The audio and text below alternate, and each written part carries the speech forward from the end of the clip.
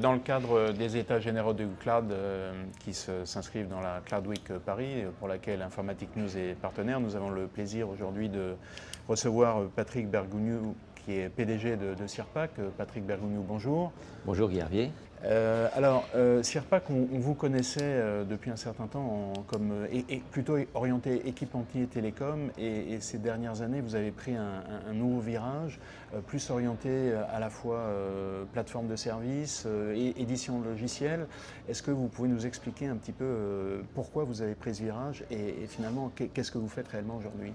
Sirpac a une longue carrière d'équipementier télécom. Et on a fait le choix stratégique qui a été réalisé il y a 3 ans, au moment du rachat. J'ai racheté Sirpac au groupe Technicolor et nous avons décidé de positionner l'entreprise dans le cadre de la mutation et de la transformation digitale des opérateurs vers un métier d'éditeur de logiciels télécom et d'opérateur du cloud.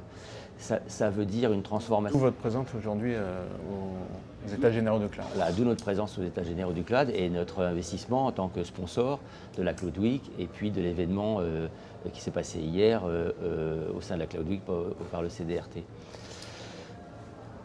C'est pour nous un axe stratégique important de tourner l'entreprise vers le monde IP, qui est le monde qui est aujourd'hui utilisé dans les télécoms et principalement par les entreprises.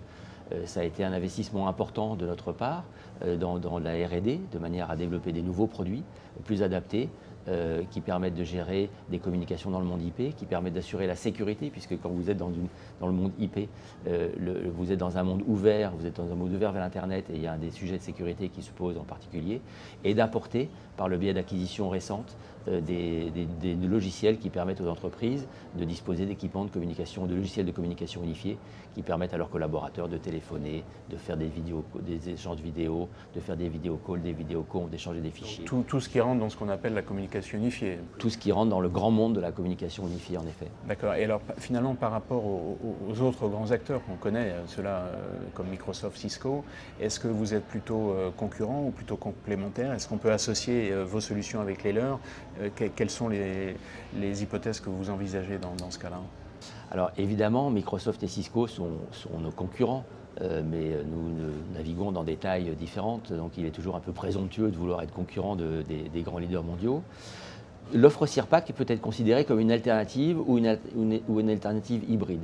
C'est-à-dire qu'on est tout à fait capable de faire fonctionner une partie de nos logiciels en collaboration avec les logiciels de Microsoft ou Cisco. Typiquement, vous avez dans nos logiciels ce qu'on appelle un plugin qui permet à un utilisateur de Microsoft Skype d'utiliser notre fonction de Cloud PABX et de téléphoner vers l'extérieur en utilisant les produits Sirpac.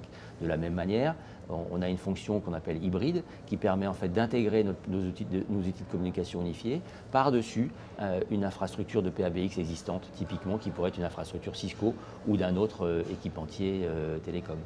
Alors finalement, vos clients, c'est plutôt les opérateurs télécoms, les intégrateurs ou les entreprises en direct? Alors nos clients utilisateurs finaux sont évidemment les entreprises, et il y en a plusieurs centaines, voire des milliers dans le monde qui utilisent nos produits tous les jours.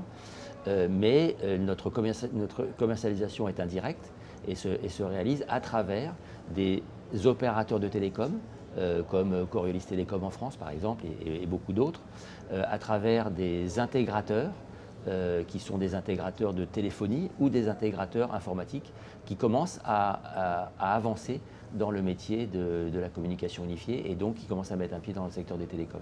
Donc ça veut dire que finalement les DSI ne vous connaissent pas réellement parce que vous êtes une sorte de marque blanche et vous auriez une stratégie un peu à la Intel Inside. Enfin... Oui, alors merci encore de me comparer à un géant de l'IT, mais en effet, c'est un des malheurs de notre entreprise, c'est que très souvent nos revendeurs ou nos intégrateurs mettent leur marque, puisqu'en fait on vend beaucoup de produits en marque blanche, et mettent en avant leur marque et non pas la nôtre. Et donc c'est aussi une des raisons pour lesquelles on est ici à la Cloud Week, pour travailler un peu la notoriété et faire savoir que, eh bien, il y a du CIRPAC Inside dans certaines offres. Très bien. Alors vous êtes déjà présent depuis longtemps à l'international, mais vous avez encore l'ambition ou les objectifs de vous développer encore un peu plus hors de nos frontières. Oui, tout à fait. Alors l'expérience de CIRPAC à l'international est naturelle et permanente depuis toujours. Nous avons une implantation en Europe. Presque tous les pays d'Europe ont au moins un opérateur qui travaille avec des produits CIRPAC. Nos grandes implantations européennes sont en Italie et en Allemagne, bien sûr la France. Nous avons une implantation au Mexique qui nous permet de développer notre activité dans l'Amérique centrale. Et en termes de perspective, nous avons deux axes très importants. On vient d'ouvrir il y a 2 mois un bureau à Ho Chi Minh City, ex-Saigon, au Vietnam, pour développer la zone ASEAN. Et nous avons aujourd'hui des distributeurs en Philippines, en Indonésie et en Thaïlande et évidemment au Vietnam. Et puis depuis notre bureau de Mexico, qui est un bureau sur lequel on investit beaucoup, on est en train de travailler la descente vers l'Amérique latine. Et donc on peut penser que dans 3 ou 4 ans, CIRPAC sera présent en Amérique latine, en Europe et en Asie du Sud-Est. Et alors, donc, finalement, vous êtes une PME très ouverte à l'international, sur des marchés qui couvrent le globe dans sa totalité. Et est-ce que pour un offreur comme vous d'infrastructures techniques, est-ce qu'il y a des spécificités en fonction des marchés, ou est-ce que finalement votre offre vaut à peu près pour tous les pays sur lesquels vous êtes présent? Ah, vous mettez le doigt sur le grand malheur des télécoms. Les offres en télécom sont assez globales. On voit bien que dans le monde entier, les utilisateurs utilisent les mêmes types de produits et les mêmes types de technologies.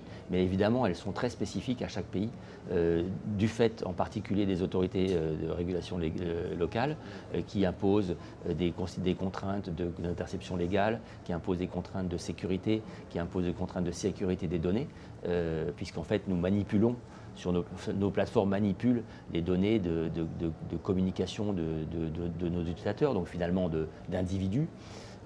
Donc en effet, même si la couche extérieure on pourrait dire globale, est à peu près la même partout, la couche intérieure et ce qui est en dessous diffère assez souvent selon les pays. D'où un axe de développement majeur pour nous qui va être d'implanter notre cloud physiquement dans les pays dans lesquels nous ciblons, donc à terme dans au moins une 50aine de pays dans le monde. Donc finalement une démarche globale, mais une implantation locale, on pourrait dire d'une certaine manière. Exactement, avec des acteurs locaux avec qui on travaille, qui sont des acteurs qui sont très proches de nous, soit des bureaux qui nous appartiennent, soit des acteurs très proches avec lesquels on crée des relations symbiotiques qui nous permettent de nous implanter dans chacun des pays dans lesquels on est. Bien, écoutez, on aura l'occasion de revenir sur ce développement international. Patrick Bergougnoux, merci beaucoup. Merci beaucoup.